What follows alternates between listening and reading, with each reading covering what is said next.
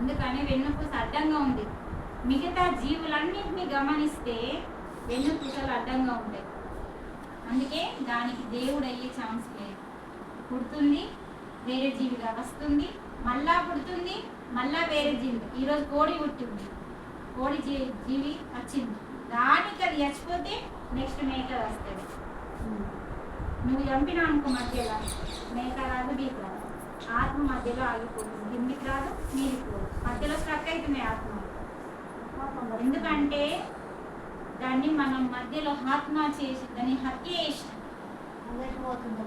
అందుకని కిందికి పోగా కిందికి రాదు ఇక ఆత్మ శరీరం లేకపోతే. అందుకని ఇక్కడ మనకి నిద్రలో తక్కువ శక్తి వస్తుంది. అదే మనం ధ్యానం చేస్తే ఫుల్ ఎనర్జీ వస్తుంది. అందుకని చూడండి, ఇప్పుడు ఫుల్ నీళ్ళు నింపచ్చు, కూర్చుని పెడితే ఫుల్ నీళ్ళు నింపచ్చు. అంటే మన వెళ్ళు కూర్చొని ఇటారు ఎప్పుడైతే ఇట్లా పెట్టుకొని ధ్యానంలో కూర్చుంటాం కొంచెం బెటర్. ఇట్లా కూర్చున్న పర్వాలేదు, పండుకొని కాకుండా ఇలా కూర్చున్న బెటర్. సుఖంగా ఇలా కూర్చొని శ్వాస మీద ధ్యాస పెట్టి ధ్యానం చేస్తే చక్కగా మనకు ఫుల్ ఛార్జీ 3 ఇంటర్లు వెళ్తుంది. ఒక 2 minutes మెడిటేషన్ చేసి మనం క్లోజ్ చేసుకుంటాం. అంటే ఆపే